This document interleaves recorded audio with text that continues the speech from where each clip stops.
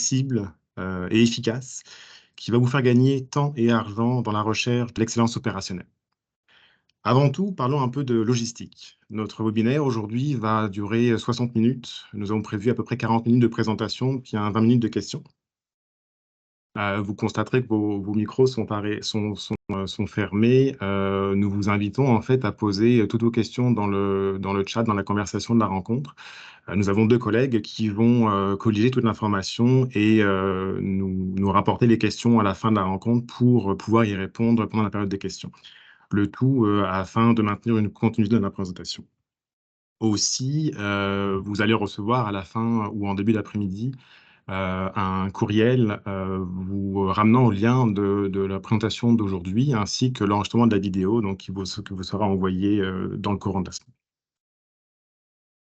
Aussi, afin de démontrer l'importance de votre présence parmi nous aujourd'hui, nous tenons à vous remettre deux cadeaux dans la semaine. Tout d'abord, un lien va vous être envoyé dans le courant de l'après-midi pour compléter un questionnaire. Ce diagnostic, nommé DataX Coach, est un diagnostic gratuit qui va vous permettre d'évaluer le niveau de maturité de votre organisation en lien avec la méthodologie qu'on va vous présenter au fur et à mesure de la rencontre d'aujourd'hui. Par ailleurs, nous voulons vous faire participer à un tirage pour être présent au salon des meilleures pratiques d'affaires qui va avoir lieu le 23 novembre prochain à Montréal, au Palais des Congrès, organisé par le mouvement québécois de la qualité. Ainsi, si vous êtes en mesure de vous déplacer du côté de Montréal le 23 novembre prochain, et que vous avez un intérêt à participer à ce salon, un salon qui reprend les bonnes pratiques d'affaires en termes d'amélioration continue, de développement organisationnel et d'innovation au niveau du 4.0, 5.0.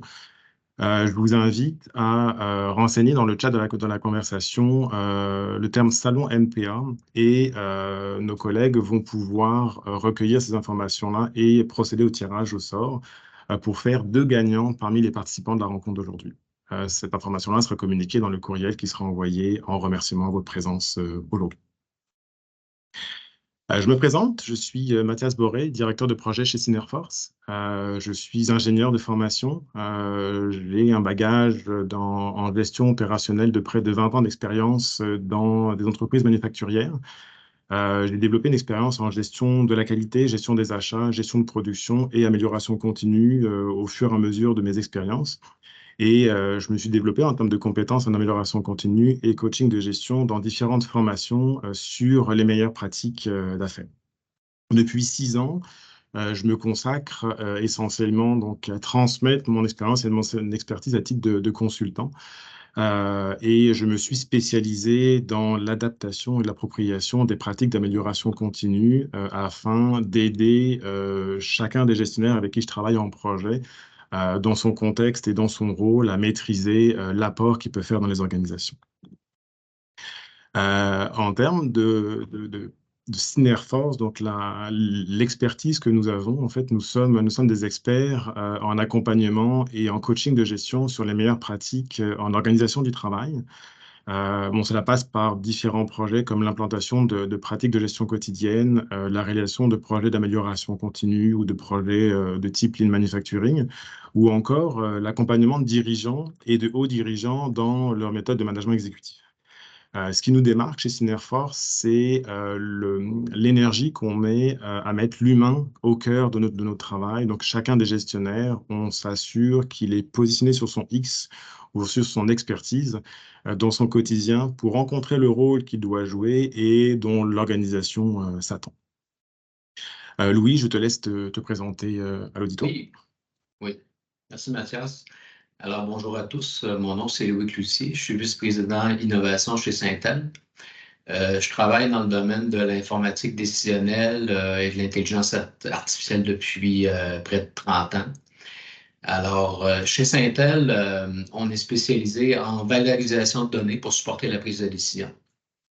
Donc, si vous entendez parler de BI, Business Intelligence, intelligence d'affaires, sciences de données, entrepôt de données, reporting, etc. Ça fait partie de ces concepts-là de valorisation de données. Donc, on vise à prendre la donnée dans les systèmes opérationnels, en tirer le maximum de valeur pour supporter vos objectifs d'affaires. organisationnelle. Nous, on travaille exclusivement dans ce domaine-là depuis plus de 35 ans. Donc, on a réalisé au-delà de 350 projets, tout près de 400 projets au fil des années avec différentes tailles d'organisation, autant des PME que des grandes organisations comme des compagnies d'assurance, Hydro-Québec, Rio Tinto, Alcan, les grandes organisations, mais beaucoup de PME aussi. Donc, on a des projets à différentes tailles, évidemment. Notre offre de service, c'est assez large dans le domaine de la valorisation de données. Donc, on offre des solutions clés en main, mais aussi beaucoup d'accompagnement. On offre des ressources d'appoint pour compléter vos équipes. On offre aussi de la formation. Donc, notre expertise est dans le domaine de la valorisation de données. Si vous avez besoin de plus d'informations, vous pouvez me contacter à l'adresse que vous voyez à l'écran. Merci. Je te laisse la parole pour la suite, Mathias. Excellent, merci Louis. Avant toute chose, pour nous mettre en contexte, c'était important pour nous de parler de quelques chiffres. Ce qu'on constate généralement dans les différents projets qu'on fait chez Synerforce, c'est qu'en moyenne ou statistiquement, 7% du temps des gestionnaires est accordé à la gestion de la performance au quotidien.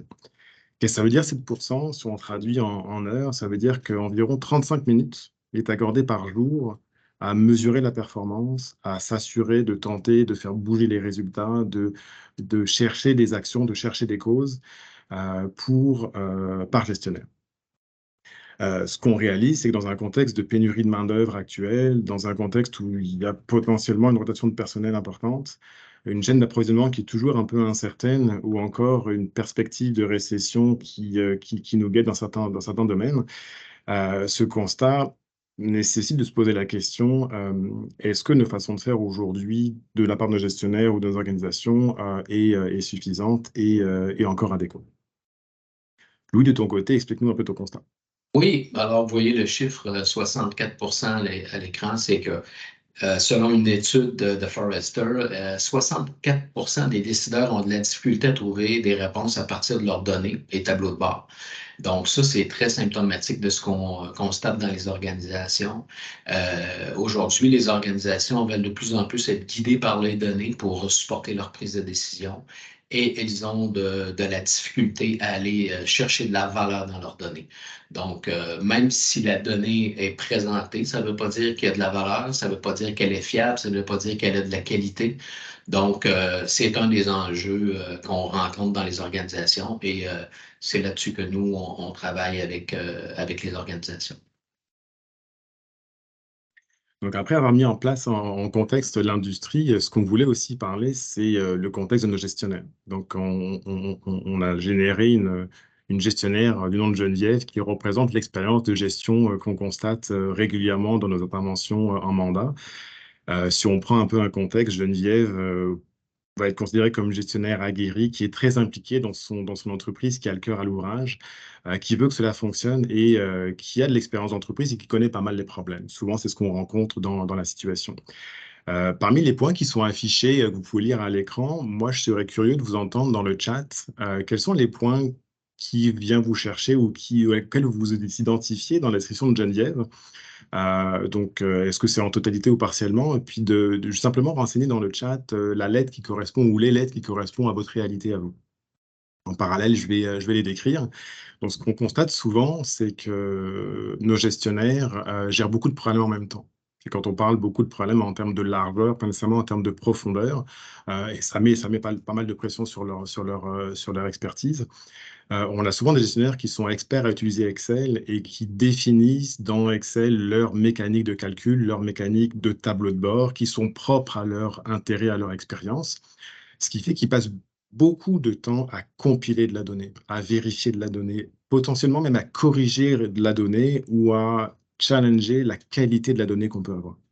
Ce qui fait qu'en conséquence, nos gestionnaires vont être beaucoup dans le symptôme, dans la cause première et non pas dans la cause racine ou dans l'analyse de problèmes et peut-être un peu moins dans dans l'efficacité. Puis si on rappelle que 7% du temps est accordé à la gestion de la performance au quotidien, bah, avec la qualité de ce qu'on est capable de voir, on voit qu'il y a des éléments d'amélioration potentielle.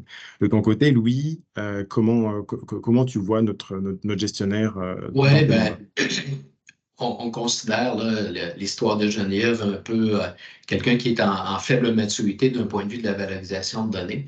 Donc, en général, ce qu'on constate dans ces situations-là, c'est qu'elle dispose de beaucoup de données qui est non exploitées. Donc, ça fait que la valorisation de la donnée potentielle est pas à son optimum.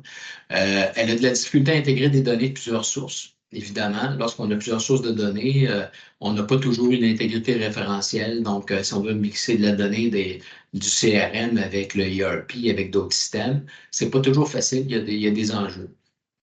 Elle ne calcule pas ses indicateurs comme ses collègues. Donc, ça, c'est quand on fait du développement en silo, qu'on développe nos propres rapports, bien, on fait nos calculs comme on pense. Mais en fait, dans la réalité, d'un point de vue organisationnel, on aimerait avoir un standard. On voudrait que tout le monde calcule ses indicateurs de la même façon pour pouvoir se comparer. Elle doit comprendre des structures de données complexes. Alors, les gens pensent qu'on va downloader Power BI, on va downloader un outil, on va se brancher sur les systèmes opérationnel, puis qu'on va être capable de traiter la donnée. Mais non, les données des systèmes opérationnels, c'est des modèles de données complexes qui sont optimisés pour la transaction et non pas pour l'analyse. Et puis, évidemment, on va faire face à des problèmes de performance, de stabilité de ce rapport parce que il y a beaucoup de transformations inutiles, beaucoup de répétitions. Donc, c'est tous des points qui sont très symptomatiques et qu'on illustre dans l'histoire de Geneviève ici. Je vois dans le chat donc différentes réponses. C'est un peu varié, donc c'est intéressant parce que vous allez voir au fur et à mesure de la présentation qu'on a des éléments de solution, des éléments d'explication par rapport à ça. Avant de passer justement à notre méthodologie, moi la question que je me pose et puis qu'on se posait avec Louis, c'est est-ce que c'est acceptable le statu quo aujourd'hui en 2023? Bah, typiquement la réponse est non. Aujourd'hui, on entend des fois des gestionnaires qui disent bah, c'est correct tant qu'on n'a pas trop de variations, tant que les opérations restent stables, pas trop de changements de produits, pas d'enjeu de capacité d'inventaire, pourquoi changer? Restons dans la situation actuelle. Mais comme je disais tout à l'heure, on parle de pénurie, on parle de chaîne d'approvisionnement qui est encore incertaine, parfois de manque de liquidité suite à la pandémie qu'on a vécue. Donc cette stabilité-là, elle n'est plus nécessairement présente. Donc le besoin de changement, il s'exprime davantage et surtout le besoin de dépersonnaliser la gestion de la performance à nos gestionnaires spécifiquement ou la gestion des tableaux de bord. C'est un peu le pourquoi, je pense, d'être présent aujourd'hui, puis on voulait vous faire ce webinaire. Donc, pour répondre aux enjeux de l'entreprise, de l'industrie, puis à l'histoire de Geneviève, Louis et moi, en fait, on a mis en commun nos expertises pour développer une approche qu'on a voulu simple, flexible, facile à intégrer et qu'on va prendre le temps de vous présenter dès maintenant. On a défini en fait 5 étapes pour aider notre amie Geneviève justement à changer son modèle de gestion. 5 étapes qui vont être décortiquées au fur et à mesure. Première étape, bien choisir ses indicateurs de performance. Deuxième étape, identifier les bonnes sources de données. Troisième étape, organiser une solution de traitement de données. Quatrième étape, déployer des rituels de gestion. Et finalement, adopter les bons comportements d'amélioration continue. Donc dans les prochaines étapes, en fait, de la présentation, on va vous présenter plus en détail chacune des étapes. Donc, pour aider notre gestionnaire Geneviève, donc la première étape est vraiment de prendre le temps de sélectionner les bons indicateurs de performance. Aujourd'hui, on a accès à beaucoup d'informations, même parfois en temps réel. Puis tant qu'à en avoir accès, ce qu'on constate, c'est que on veut l'exploiter. Puis on parle souvent dans l'entreprise que nos données sont de l'or en barre. Il faut s'en servir, il faut capitaliser là-dessus. Et des fois, on capitalise tellement qu'on en prend beaucoup, beaucoup, beaucoup. Et finalement, on ne prend pas le temps de faire la sélection de ce qui est pertinent pour mesurer la performance. Donc, faire le choix, c'est essentiel pour la bonne santé d'une organisation. Maintenant, ce qu'on a défini dans notre méthodologie, c'est 5 critères qui sont clés de sélection d'indicateurs de performance.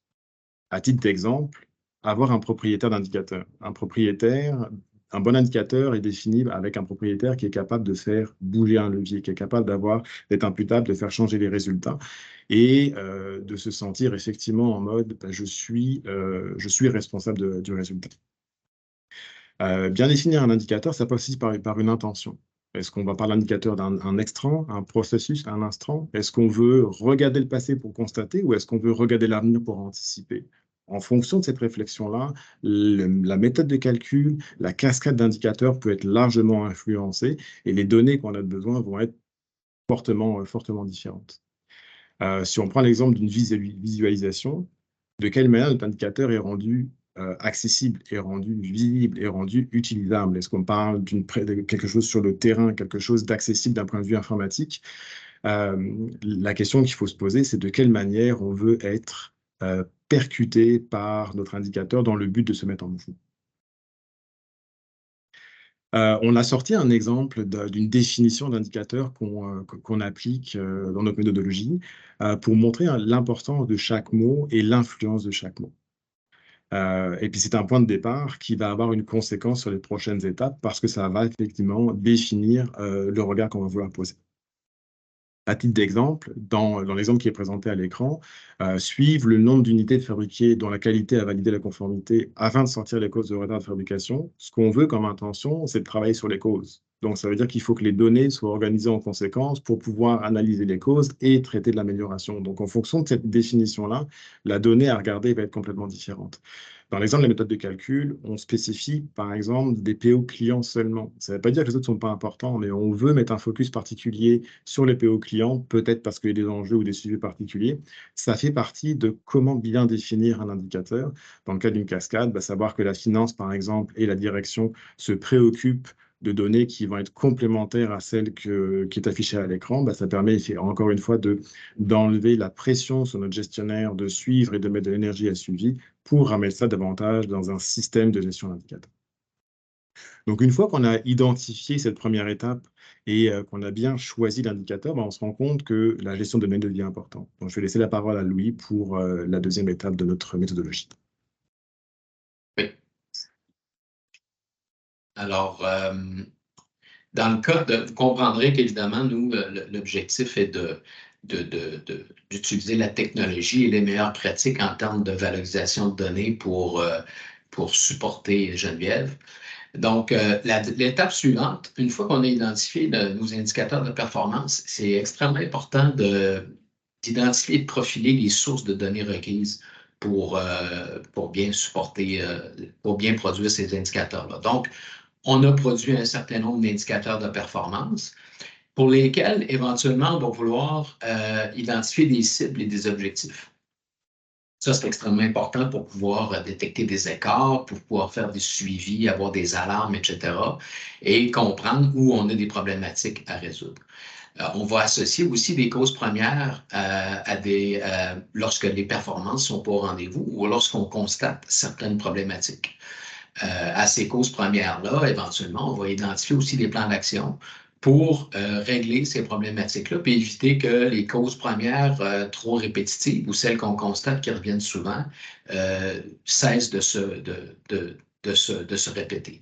Donc, les plans d'action viennent compléter l'œuvre de ça, et là, on peut considérer l'ensemble de ces éléments-là comme étant les données essentielles là, à notre tableau de bord opérationnel qu'on va vouloir mettre en place.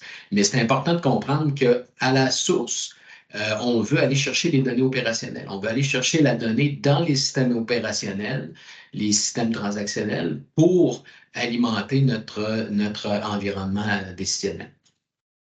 Donc, ce qui est important dans cette étape-là, c'est que pour chaque indicateur, c'est important de l'analyser et de le détailler. Alors, comment il est calculé? Quels sont ses constituants? Normalement, le système opérationnel ne fournit pas directement des indicateurs de performance précalculés. Il faut les calculer en assemblant dans une recette plusieurs constituants. Par exemple, dans l'exemple qu'on donnait tantôt avec les unités équivalentes, je vais devoir calculer les équivalences en fonction du nombre d'unités pour un produit en particulier. Ça, c'est juste un exemple, mais il y a des indicateurs plus complexes à calculer. Donc, c'est important de bien comprendre puis bien définir cet indicateur-là. Aussi, quels sont les axes par lesquels on veut analyser cet indicateur-là? Quand on parle de valorisation de données puis d'exploiter toute la donnée possible, c'est important de voir aussi quels sont tous les axes par lesquels je peux analyser ma donnée pour diagnostiquer les problèmes.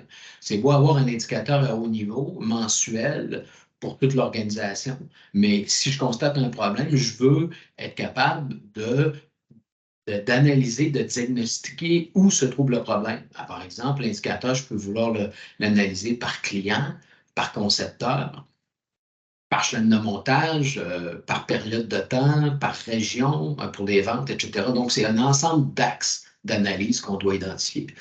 Ensuite de ça, bien, toutes ces données-là qu'on vient d'identifier, les axes d'analyse, les constituants de l'indicateur, d'où proviennent-elles ces données-là? Dans quel système doit-on aller les chercher? Et là, c'est important de comprendre qu'il faut profiler ça. Il faut s'assurer que oui, on sait où est la donnée, mais est-ce qu'elle est accessible? Est-ce qu'elle est disponible? Est-ce qu'elle est de qualité? Et là, on a tout un ensemble de techniques pour être capable de s'assurer de la disponibilité et de la qualité de ces informations-là. Par exemple, si on veut calculer une durée, on doit s'assurer, par exemple, pour de la production, qu'on a des bonnes données pour le début de la production, la fin de la production, pour un bon de commande, par exemple. Si cette donnée-là n'est pas de qualité, on n'a pas une bonne durée, vous pouvez imaginer tout l'impact qu'on a sur plusieurs autres indicateurs qui vont découler de ce premier calcul-là. Donc, c'est tous des exemples importants pour s'assurer qu'on a bien identifié la donnée et qu'on la traite comme il faut. Ici, c'est juste un exemple. On parlait de l'indicateur de nombre d'unités équivalentes par mois. Bien, on peut l'illustrer ici dans un tableau de bord où on verrait, par exemple, nos nombre d'unités équivalentes par mois d'un point de vue à chaque mois et ensuite par semaine.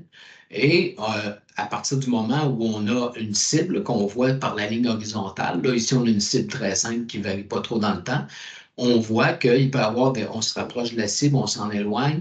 C'est là qu'on va constater qu'il y a des problématiques. Et pour certains bons de commande, par exemple, dans le cas de l'exemple ici, on va pouvoir associer des causes. On va dire pourquoi j'ai dévié, pourquoi ça a pris plus de temps, pourquoi j'ai produit moins d'unités, par exemple. Et là, on va identifier des causes. Puis là, ici, on a des exemples de causes, d'erreurs de conception, pièces non conformes, etc. Puis on voit la fréquence de ces causes-là sous forme de Pareto, ce qui nous permet de mettre en place d'identifier les causes les plus répétitives pour mettre en place des plans d'action. La troisième étape, c'est de mettre en place une solution et des traitements de données robustes. Donc, vous avez vu dans les problèmes, les défis de Geneviève qu'on avait au départ, le problème de performance, le fait qu'elle doit faire beaucoup de travail manuel, etc. Donc, c'est des choses qu'on règle en mettant en place une solution de traitement de données robuste. Donc, on reprend le diagramme ici où on voit dans la bulle bleu pâle l'ensemble des données qui sont importantes à présenter aux utilisateurs, mais on voit par les petits rouages des traitements de données qui doivent être mis en place pour automatiser ces traitements-là. Donc, on obtient les données, on les extrait, on les transforme, on les charge dans l'environnement informationnel. Et puis, ces mécanismes-là, c'est aussi de l'automatisation, mais il y a beaucoup de contrôle et de gestion de qualité de la donnée au moment de l'exécution de ces chaînes-là, pour s'assurer qu'on détecte des écarts, même au niveau de le chargement, pour s'assurer que tout fonctionne comme il faut. Après ça, on va les mettre en relation avec des cibles, des objectifs, des causes, des plans d'action. Donc, tout un ensemble de traitements à mettre en place. Puis, éventuellement, on va présenter ça dans des tableaux de bord, dans des rapports. Donc, c'est important aussi, d'un point de vue des transformations, de prévoir le langage d'affaires dans lequel on va présenter ça aux utilisateurs. Les utilisateurs ne veulent pas voir des données avec les noms physiques qu'on voit dans les bases de données. Donc, c'est important de ramener le langage d'affaires, de bien comprendre le langage d'affaires et de trouver des consensus dans l'organisation sur la présentation de ces éléments. Juste à titre très rapide, là, on va présenter une solution informationnelle simplifiée. Vous avez peut-être déjà vu ça. Dans le fond, c'est qu'on prend des données opérationnelles de différents systèmes, ce qu'on a identifié dans les phases précédentes. On va transformer ces données-là pour les amener dans un environnement informationnel. Donc, des fois, on parle d'entrepôt, de comptoir de données, etc. Ces données-là vont être complétées, comme on disait, par un outil de pilotage des cibles, des causes, des plans d'action. Donc, on met en relation les indicateurs, les données brutes qui nous arrivent des systèmes opérationnels avec ces différentes nouvelles données-là qu'on veut mettre en relief. Et par la suite, ces données-là sont diffusées à l'aide d'outils de visualisation dans les tableaux de bord. Là, on a plusieurs utilisateurs ici et c'est bien important de comprendre que les tableaux de bord doivent être personnalisé aux besoins spécifiques de chacun des utilisateurs ou chacun des groupes en fonction de leurs propres objectifs d'affaires. Alors, c'est juste pour vous illustrer un peu techniquement comment une solution informationnelle est réalisée. Je redonne la parole à Mathias. Merci Louis. Donc je vais reprendre la suite pour les prochaines étapes. Donc on vient de parcourir 3 étapes dans notre méthodologie, la 4e étant de déployer les rituels d'utilisation en équipe. En fait, l'étape à laquelle on est rendu, encore une fois, pour aider notre gestionnaire Geneviève, c'est qu'on a un tableau de bord, on a sélectionné des données qu'on veut regarder et puis des indicateurs qu'on veut aller gérer. Il est correctement configuré. Donc, on n'est plus dans la manipulation, on n'est plus dans la collecte d'informations, on n'est plus dans la correction d'informations. On est maintenant dans l'étape d'exploiter l'information. Maintenant, pour passer d'un mode, j'ai un rapport de performance, donc un rapport que je pourrais transmettre à la direction, puis voici le constat. Un tableau de bord opérationnel, la nuance qu'on va aller chercher, c'est la manière d'exploiter les indicateurs qui sont maintenant disponibles et organisés. En effet, un tableau de bord, c'est un outil de gestion. Puis un outil de gestion, s'il est laissé à lui-même, encore une fois, ça repose sur l'énergie du gestionnaire, de le maintenir, de le faire vivre, de maintenir des priorités de travail et puis de challenger son équipe. Et en fonction du fameux 7% que notre gestionnaire a disponible pour le faire, est-ce qu'il est utilisé à son plein potentiel, à son pleine puissance? Vous allez m'entendre dire, la réponse va être non. Donc, comment est-ce qu'on fait pour s'assurer que l'énergie qu'on a mis à bâtir des données, puis à les collecter, puis à capitaliser sur la donnée à exploiter, c'est en mettant en place des rituels de gestion et d'exploitation de la donnée. Comment est-ce qu'on définit un rituel de gestion? Par un format, par un contenu et par des comportements attendus dans ces rituels. Quels sont les éléments clés qu'on doit retrouver pour bien gérer un tableau de bord? Donc, les éléments clés qui vont constituer un bon rituel de gestion. Premièrement, il faut définir une fréquence. Typiquement, dans des opérations, on va être au niveau hebdomadaire. Des fois, on est mensuel, ça dépend un peu du rythme des opérations. Mais l'idée, c'est d'avoir un rythme qui permet d'assurer une bonne connaissance des données. Pourquoi? Parce qu'on va avoir des données qui sont fiables, mais le pourquoi de la donnée, les faits et les causes, elles ne sont pas nécessairement toujours connus au fur et à mesure. Donc, d'assurer une bonne connaissance et une bonne vélocité aussi des actions de correction, c'est de définir une bonne fréquence.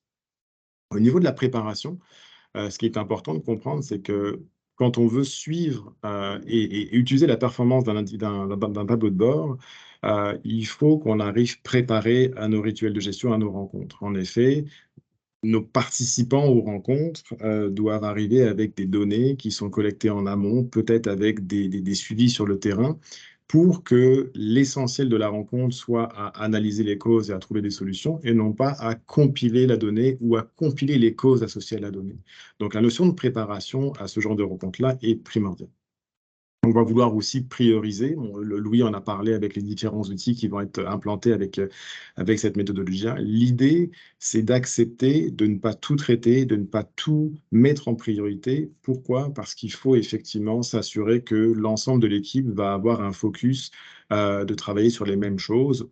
Si on parle de différents services qui sont impliqués, que les services sont alignés sur les mêmes priorités. Et c'est le courage en fait qu'on s'attend à donner aux managers par l'animation de ce genre de rencontres-là.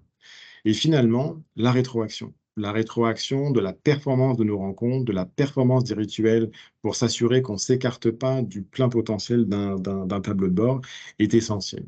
Et sur ce point-là, j'aurais une petite curiosité dans le chat, si vous voulez vous permettre. Parmi toutes les rencontres que vous faites, est-ce que vous faites des rétroactions de la performance de vos rencontres, dans le sens où vous restez focus, vous gardez la bonne durée, vous gardez les bons sujets, vous avez les bons comportements? Est-ce que c'est quelque chose que vous faites dans votre quotidien? Donc, saisissez simplement oui ou non dans le chat pour ma curiosité. À titre d'exemple de ce qu'on développe dans la méthodologie, donc à l'étape 4, c'est qu'on développe tout simplement des ordres du jour qui vont reprendre le format contenu et comportement. À titre d'exemple, dans un format, on va définir un objectif, une intention de rencontre, des rôles et responsabilités en termes d'animation, en termes de gardien de temps, en termes de préparation, ainsi que des outils qui sont nécessaires à la bonne performance de la rencontre, qui sont généralement associés à nos tableaux de bord. Dans le contenu, On définit les points de discussion qui sont basés généralement sur les axes de performance. Dans notre méthodologie, on prend souvent le modèle SQCDME, santé, sécurité, qualité, coût, délai, mobilisation, environnement. Ça peut être ajustable, comme disait Louis, c'est très contextualisé, mais souvent on va chercher des thèmes assez spécifiques. Tout cela doit être encadré par des comportements. Quand on parle de comportement au niveau d'une bonne pratique de rencontre, comment est-ce que les participants sont mobilisés à faire bouger les choses? Comment est-ce qu'ils sont préparés justement pour avoir un focus résolution de problème et non pas un focus constat de la situation lors de la rencontre? La notion d'assignation de suivi d'échéancier et la notion de documentation de ces suivis-là pour aller chercher une imputabilité sont aussi très importants. Et la notion de décision par consensus sont des éléments clés aussi dans les comportements. Avec tous ces éléments-là, on va permettre à notre gestionnaire Geneviève de gérer et maîtriser la performance de son département euh, et de commencer à nous mettre en mode amélioration continue, qui est l'étape 5 de notre démarche pour effectivement faire la boucle complète. Cette étape, dans notre constat, c'est elle qui va permettre le gain de performance parce que c'est elle qui va permettre de se mettre en mode solution. Et elle est fondamentalement dépendante des précédentes étapes dans toute la concentration de l'information et la priorisation. Elle vient permettre justement de capitaliser.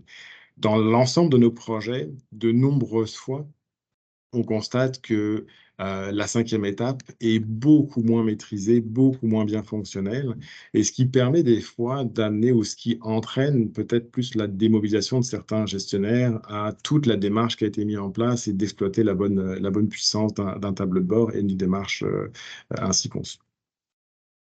Les 4 constituantes clés des comportements à adopter en résolution de problème ou en amélioration continue. Premier élément, et non des moindres, c'est le temps alloué par l'organisation à faire de la résolution de problème. Très souvent, on va constater que la résolution de problème se fait en plus de toutes les activités qu'on a à faire au quotidien et sont faites dans si j'ai le temps, je vais m'en occuper. Et c'est un élément qu'on travaille dans cette approche-là, de dire, parfait, est-ce qu'on peut dégager du temps? Est-ce qu'on est capable d'organiser un horaire intégrant des activités de résolution de problèmes dans le but de capitaliser, dans le but d'augmenter, encore une fois, le fameux 7% de suivi de gestion de la performance de nos gestionnaires? Par la suite, la notion de compétence en résolution de problèmes. Souvent, on est gestionnaire, on se dit compétent, puis on essaye effectivement de faire la résolution de problème. Cependant, il y a des techniques qui existent, il y a des mécaniques éprouvées qui existent. On peut parler de brainstorm, on peut parler de Kaizen ou autre. Est-ce que l'organisation a développé ou a défini les outils nécessaires de résolution de problèmes en fonction des types de problèmes, en fonction des niveaux hiérarchiques, en fonction des opportunités de temps allouées dans les différents niveaux de gestion? C'est ce que l'étape 5 vient faire pour consolider finalement toutes les étapes. On va parler encore de priorité. On parlait tout à l'heure de priorité de cause. Là, on va être rendu à des priorités d'action. De vouloir tout solutionner n'est pas nécessairement la bonne affaire parce qu'on va finalement rien solutionner, on va rester en surface. Mais d'accepter de laisser de côté des problèmes pour solutionner en équipe certains problèmes et mettre les bonnes actions, ça fait partie des comportements d'amélioration continue qu'on va aller chercher, ce qui va amener de l'imputabilité et de la réalisation dans les échéances.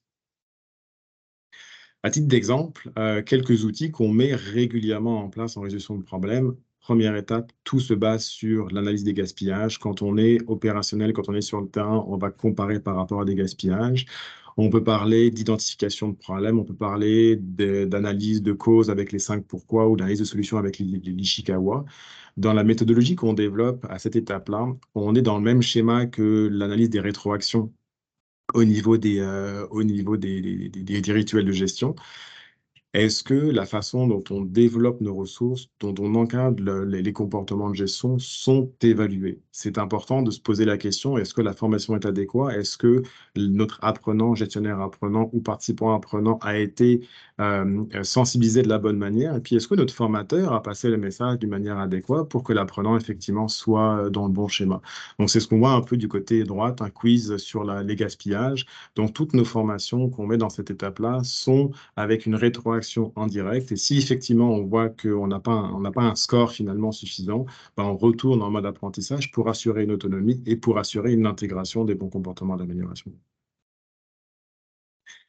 Donc, pour résumer notre discussion, avec ces cinq étapes présentées donc, tout au long de ce webinaire, en fait, ça vient aider notre gestionnaire Geneviève à sortir de cette fameuse gestion personnalisée de ses données, de cette gestion personnalisée de, de ses indicateurs de performance, et lui permettre de cibler les indicateurs importants de son organisation. Et avant tout, on parlait de ça un peu aussi au début sur les différents éléments de vigilance par rapport à Geneviève, de se concentrer davantage sur la résolution de problèmes, mais davantage sur la résolution de problèmes à la source et non pas en surface.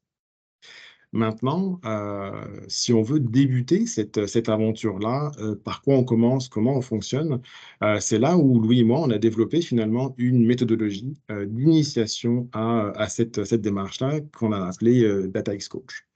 Nous avons développé cette méthodologie car nous avons constaté que la combinaison de l'expérience en intelligence d'affaires par Louis et en développement organisationnel de mon côté est la solution qui est nécessaire pour combiner une bonne marche au niveau de l'excellence opérationnelle. Dans nos expériences respectives, on a constaté que lorsqu'on est en développement organisationnel et qu'on développe les comportements de gestion, on se heurte très rapidement aux enjeux de qualité de la donnée et ça vient freiner les gains potentiels dans un projet. À l'inverse, et puis Louis, tu pourras rebondir, les experts en agence d'affaires développent des technologies de tableau de bord extrêmement sophistiquées et sont freinés par justement la bonne utilisation de la donnée et la bonne compréhension au niveau de la donnée. C'est pourquoi, en fait, on a trouvé essentiel aujourd'hui de vous partager cette approche qu'on a voulu décrire de façon à sa plus simple expression, puis de montrer la flexibilité de son implantation. Et on est convaincu que chaque organisation va pouvoir tirer profit de cette démarche en fonction de certaines profondeurs, de certaines avancées. Et si vous êtes à une étape d'initiation, la solution DataX Coach va être un excellent moyen de vous mettre en route et de savoir par quoi et par où commencer. En fait, c'est l'accompagnement structuré de nos experts qui va permettre de bâtir un premier tableau de bord, de faire le choix des sélections des indicateurs qui sont le cœur finalement de la gestion opérationnelle, et puis de s'assurer qu'ils sont correctement utilisés et qui portent fruit en termes de résolution de problèmes et d'amélioration continue.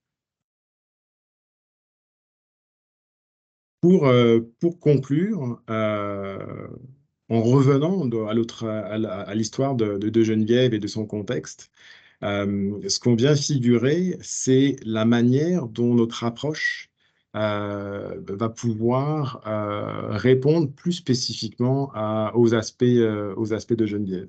Donc, par rapport au sondage qu'on a fait en début de webinaire, ce que Sébastien a compilé dans le chat, c'est que on a une majorité de gens qui vont avoir des situations où c'est les symptômes qui sont traités davantage que les problèmes. Comment notre méthode y répond, c'est à partir des étapes 4 et 5. Et puis vous comprendrez bien que les étapes 4 et 5, elles sont largement dépendantes des 3 premières étapes. Ça veut dire qu'afin d'aider nos gestionnaires à traiter les vrais problèmes en profondeur, l'ensemble de la démarche devrait être nécessaire par rapport à la situation.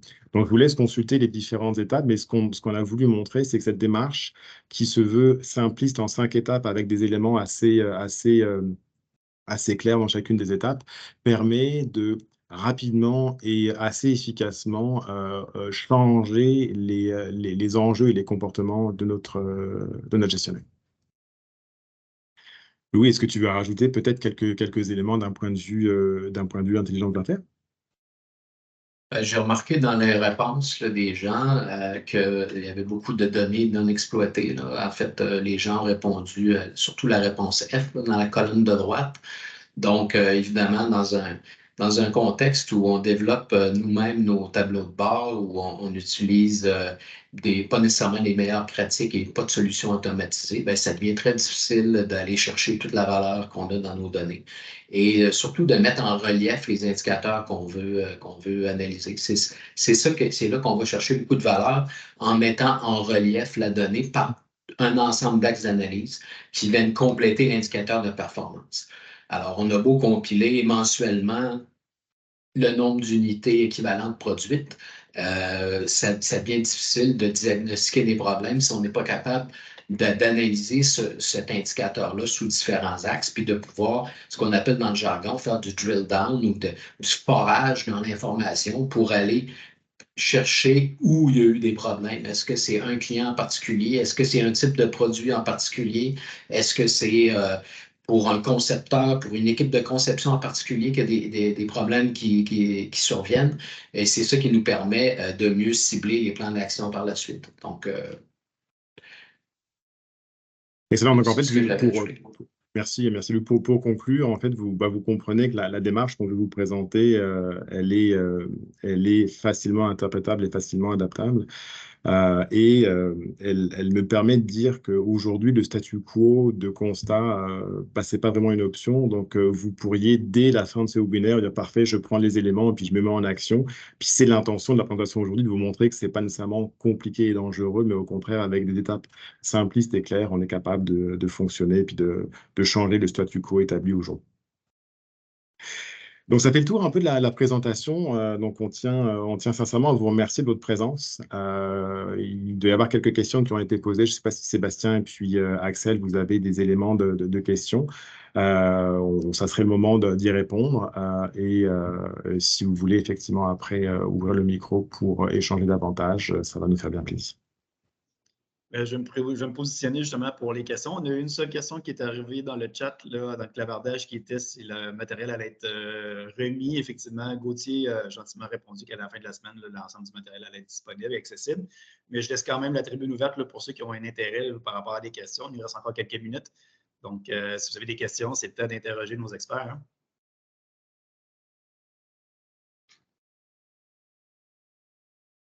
Je ne sais pas si les micros... Oui, je vais partager une question peut-être qui revient souvent pour ceux, mettons, qui sont peut-être soit gênés là, dans la cinquantaine de personnes dans l'auditoire. Hein? Quand on arrive, mettons, dans le défi, en fait, pour identifier le bon indicateur versus la bonne source de données, j'imagine que ça arrive à votre occasion, que vous êtes confronté à cet environnement-là. De quelle façon je vais soit regrouper les données ou de quelle façon je vais les regrouper, mais aussi les présenter aux membres de l'équipe. Louis, je ne sais pas au niveau de Syntel, comment vous fonctionnez là, justement pour être capable de tout regrouper ces données-là et être capable de les exposer en fonction des différents besoins? Écoute, la question est large un peu dans le sens où à partir du moment où on identifie un indicateur de performance, un des enjeux, puis là, on parle vraiment actuellement dans un cadre d'amélioration continue, mais si on élargit un peu le spectre, on parle en termes d'intelligence d'affaires plus générale, lorsqu'on identifie des indicateurs de performance, on vient s'assurer que ça répond à des objectifs, ça répond à des intentions d'affaires décisionnelles dans l'organisation. Et puis, l'importance de bien détailler l'indicateur de performance pour, comme j'ai expliqué à l'étape 2, de bien comprendre toutes les données qui vont être requises pour bien calculer cet indicateur-là, c'est fondamental. C'est une erreur qu'on voit régulièrement dans les organisations. Les gens ont le souhait d'avoir un indicateur. Et puis, si on ne passe pas par cette étape-là, on va se retrouver à présenter des indicateurs de performance qui ne répondent pas aux attentes des décideurs. Ils vont dire, c'est drôle, l'indicateur, ça ne me présente pas l'information à laquelle je m'attendais. Donc ça, c'est symptomatique. Derrière tout ça, il y a probablement des problèmes de qualité au point de vue de la donnée, des problèmes de pouvoir croiser de la donnée entre les différents systèmes sources. Donc, tout le défi vraiment de la transformation de données, d'identifier les règles d'affaires de transformation, de calcul, de filtrage, c'est ça les enjeux pour calculer des bons indicateurs et de les présenter aux utilisateurs. Donc, l'étape 2, les gens vont souvent passer par-dessus cette étape-là en pensant que juste la technologie va régler ça, mais c'est primordial de profiler la donnée, de s'assurer que la qualité de la donnée est là et qu'on s'attend finalement par de la validation qu'on valide vraiment les indicateurs de performance pour que les gens prennent confiance dans ces indicateurs-là pour supporter la décision. Parce qu'à partir du moment où ils n'ont pas confiance, il n'y a pas d'explicabilité de la donnée qui est présentée, les gens arrêtent de l'utiliser, puis c'est un échec d'un point de vue de mise en place des tableaux de bord. Si je peux faire un peu du pouce sur ce que tu dis, Louis, la façon dont on voit au niveau de l'étape 1 cette information-là, c'est que souvent, on va avoir des gestionnaires qui vont dire, voici la donnée que j'ai, quel indicateur je peux bâtir à partir de cette donnée-là. Et donc, on est comme un peu dans un raisonnement inverse. J'ai tellement de données disponibles, elle est tellement accessible finalement, peut-être d'une certaine manière, plus ou moins de qualité, et que les gens se disent, bon, bah, ces données-là, je la transforme et voici mon indicateur. Puis le travail qu'il faut qu'on arrive à faire, c'est de se dire l'inverse. OK, la donnée, elle est disponible, mais quelles mesures j'ai besoin d'avoir pour gérer ma performance? Et donc, c'est comme entre l'étape 1 et l'étape 2, trouver un moyen d'éduquer ou finalement de travailler avec les gestionnaires pour dire c'est quoi qui est pertinent de mesurer Oui. et en conséquence, bah, c'est quelles données que j'ai disponibles, comment je veux la manipuler et puis comment après, effectivement, je la standardise. C'est des éléments qui sont toujours un challenge dans nos projets. Pourquoi? Parce qu'on va très rapidement dans le mode, bon, moi j'ai de la donnée, je l'exploite, je la rends visuelle, maintenant je résous. Et ces étapes-là sont des fois un peu trop rapidement. Oui, puis d'ailleurs, c'est des choses qu'on a vues régulièrement dans le passé. Aujourd'hui, c'est extrêmement important de travailler à partir du besoin d'affaires pour produire des indicateurs de performance et non pas de travailler comme on a vu dans certains projets dans les décennies passées où les TI prenaient en charge la mise en place d'un entrepôt de données et la mentalité, c'était on va aller chercher toute la donnée, on va la mettre dans un entrepôt et après, on va aller voir les utilisateurs pour comprendre leurs besoins. Alors, on traitait beaucoup trop de données, ça devenait des projets interminables. Les gens, le cycle de réalisation était trop lent. Donc, c'est extrêmement important de partir du besoin et de s'assurer qu'on extrait la donnée qui est requise pour ces besoins-là et non pas, au passage, aller chercher tout ce qui est disponible et produire des indicateurs de performance qui n'ont aucune utilité dans l'organisation. Et puis en même temps, puis si vous avez en fait, on rebondit avec lui parce que c'est une passion pour nous. Donc, Sébastien, tu nous as allumé, puis on continue. Mais si vous avez des questions, n'hésitez pas à nous interrompre. Mais est-ce qu'il y en a une ou deux qui sont en train de sortir? J'en vois pas dans le chat, mais je vous laisse nous interrompre au fur et à mesure. Levez la main si vous voulez Ouais, intervenir, n'hésitez pas, quelqu'un. hein. N'hésitez pas. Donc, ce que je voulais rebondir, c'est qu'effectivement, on pense beaucoup, quand on parle d'indicateurs, quand on parle de mesures, à l'outil de gestion qui est la donnée et qui est le visuel. Mais le comportement associé à ça, et puis c'est pourquoi, en fait, à chaque fois, on va rebondir sur l'une des étapes de la méthodologie, qui est l'étape 4, qui est, bon, bah là, maintenant, on a les outils, mais est-ce qu'on a les rituels pour s'en servir correctement, et puis pour se challenger, OK, est-ce que cette donnée-là, on s'en sert au bon niveau, on s'en sert de la bonne manière, est-ce qu'elle est encore utile? Est-ce qu'elle est encore pertinente aujourd'hui alors qu'on a fait des améliorations? C'est quoi? C'est le challenge qu'on s'y met. Moi, j'entends souvent dans des projets, bon, bah, nos indicateurs, c'est les mêmes depuis 15 ans. OK. Mais est-ce qu'on s'est amélioré suffisamment, ce qui fait qu'il y en a quelques-uns qu'on pourrait mettre de côté? Ben là, on a juste fait en rajouter, ben on les conserve au cas où on perd de la performance. Est-ce que ça veut dire qu'on est allé jusqu'au bout, on a gardé le focus sur ce qui est important? Ben souvent, on rajoute, et nos revues d'indicateurs deviennent de plus en plus longues, plus en plus lourdes, et finalement, au lieu de les faire une fois par semaine, on les fait une fois par mois. Donc, tout ça a une chaîne de conséquences sur la performance de nos opérations. Et j'ajouterais à ça, Mathias, que la vélocité aujourd'hui qu'on remarque dans le domaine des affaires, là, ça fait que les besoins décisionnels sont en constant changement. On ne peut pas se contenter d'un indicateur de performance qu'on a identifié il y a 3 ans. Le contexte change constamment. Donc, la pandémie a changé beaucoup de choses au point de vue de qu'est-ce qu'on doit suivre au quotidien. Donc, ça devient extrêmement important dans ce sens-là d'avoir une solution automatisée où on est capable de mettre à disposition rapidement de nouvelles données ou des nouveaux indicateurs de performance pour les utilisateurs. Parce qu'on ne peut pas penser qu'un nouveau besoin d'indicateurs de performance à suivre prenne 6 mois, 8 mois, 9 mois à mettre en place.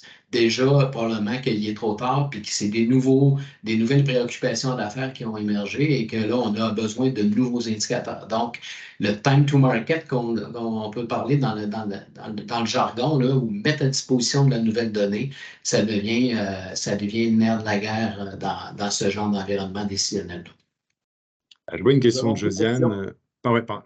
Vas-y, Sébastien. Moi, je voulais répondre à la question de Josiane et puis peut-être de Amy par la suite. C'est ça que tu voulais faire, Sébastien? Oui, je te laisse avancer, Parfait. Mathias. Donc, je vois une question de Josiane qui est est-ce que le niveau de maturité de l'entreprise est un enjeu à l'adoption de la méthodologie? Je vous dirais, la façon dont on a réfléchi aujourd'hui avec Louis, de la façon dont vous le présentez, c'est justement d'enlever cette contrainte de est-ce que je suis assez avancé, est-ce que j'ai assez de structure, est-ce que j'ai assez de ressources pour faire ça? La réponse est non. Ce qu'il y a, c'est que ça va peut-être faire plusieurs boucles d'itération avant d'avoir une certaine stabilité. Mais l'idée, c'est de commencer par quelque chose, peut-être de focuser sur un type d'indicateur. Après, on va en avoir un deuxième et un troisième. Mais la maturité, en fait, va grandir au fur et à mesure de l'application de cette méthodologie-là. C'est pour ça qu'on parle qu'on s'attend à ce que ce soit une méthodologie simple et flexible, parce que justement, quel que soit le niveau de connaissances, quel que soit l'envergure de l'entreprise, quel que soit le marché, ça s'adapte et ça fonctionne très, très bien. Si je regarde la question de Amy, vous mentionnez que certains suivent les mêmes indicateurs depuis 15 ans. À quelle fréquence devrions-nous revoir nos indicateurs? On va dire, je n'ai pas de pensée magique, mais techniquement, c'est par l'étape d'amélioration continue. Si on constate que toutes les actions qu'on a menées par rapport aux contraintes techniques et technologiques qu'on a dans notre environnement nous amènent à ne plus être en mesure de changer le levier, pour moi, ça serait un critère de se dire, bon, bah là, on est comme bloqué, il faudrait faire des investissements, il faudrait changer des technologies ou autres pour aller plus loin. Ça veut peut-être dire qu'on pourrait passer cet indicateur-là à ce que j'appellerais un reporting, donc dans le sens où on le monitore, mais on est plus en mode compilation d'informations, plus davantage qu'en mode suivi opérationnel. Et là, il y aurait effectivement un ajustement à faire à ça. L'autre élément qu'on entend dans la littérature, souvent basé sur les approches lean et davantage japonaises, si on est 3-4 mois consécutifs dans la zone verte d'un indicateur, cela veut dire qu'on a une certaine stabilité. Donc, on devrait se poser une question. Est-ce que l'indicateur est toujours pertinent ou est-ce que l'objectif est toujours pertinent? Le défi d'avoir des indicateurs toujours dans la même continuité, dans la même zone, c'est on va réduire notre comportement de vigilance par rapport au maintien de l'amélioration continue. Finalement, des problèmes vont arriver et on sera plus en mode réactif et non pas en mode proactif. Il y a une question de Patrick Perron qui demande quel est le temps de mise en place d'une première itération d'indicateur tableau de bord. C'est une excellente question. Puis j'insiste sur le mot itération. C'est important de comprendre que c'est la réalisation d'une solution décisionnelle comme ça se fait en mode itératif, en mode agile, où on va mettre en place un premier indicateur, on va avoir du feedback, on va l'ajuster, on va s'assurer que ça répond correctement aux besoins identifiés. Et puis, pour répondre plus précisément, là, il n'y a pas de réponse toute faite, mais en quelques mois, en général, on est capable de mettre en place la solution informationnelle de base là, que j'ai présentée à l'étape 3 et de livrer un premier indicateur de performance, un premier tableau de bord. Donc, si je peux compléter, Louis, dans la démarche d'initiation d'ATX Coach qu'on a développée, la réflexion qu'on a menée, c'est qu'il y a effectivement la solution technologique qui demande de la réflexion puis de la compréhension de la donnée. Puis on a le côté comportemental qui demande l'adoption et la prise en charge de cette technologie-là. On sait que dans le principe de développement organisationnel, faire ça dans un projet qui est très court ou dans un blitz, il va y avoir un éveil, mais la prise en charge ne va pas être suffisamment assimilée ou intégrée dans l'organisation pour que des changements de comportement soient adoptés. Le modèle qu'on s'est fixé, c'est d'y aller effectivement par itération, mais d'y aller sur une intensité qui peut être sur quelques mois, on va dire à peu près un 4-5 mois, pour être sûr que cette première itération, non seulement on a une donnée qui est intéressante, qui est fiable, qui est bien sélectionnée, mais on a des comportements et des rituels qui viennent à une certaine maturité, et ça passe par de l'accompagnement. On parlait de rétroaction, on parlait de mesures d'efficacité de nos formations, ça passe par un encadrement d'accompagnateur ou de coaching pour assurer effectivement que les comportements sont pas en surface, mais commencent à être intégrés dans ce qu'on pourrait appeler un début de culture organisationnelle si on est en train de démarrer comme ça. Donc, entre 4 à 6 mois en fonction d'un niveau de maturité.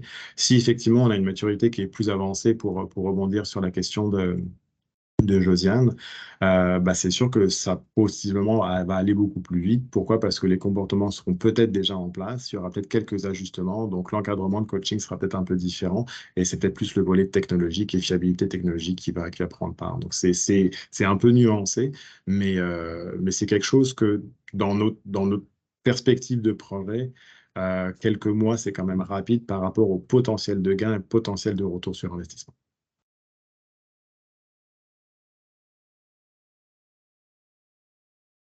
Si vous n'avez pas d'autres questions, ben, on serait sur la conclusion. Donc, avec Lou, on vous remercie énormément de votre présence. C'est une très grande Merci. participation, donc c'est vraiment, vraiment apprécié.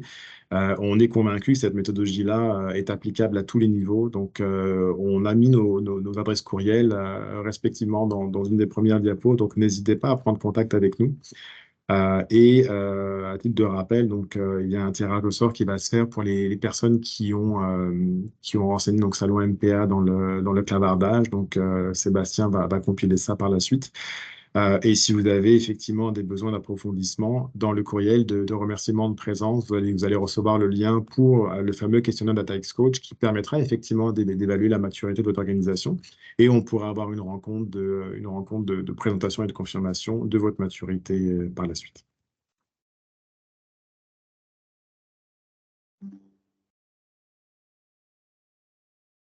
Merci à tout le monde. Merci. Merci beaucoup.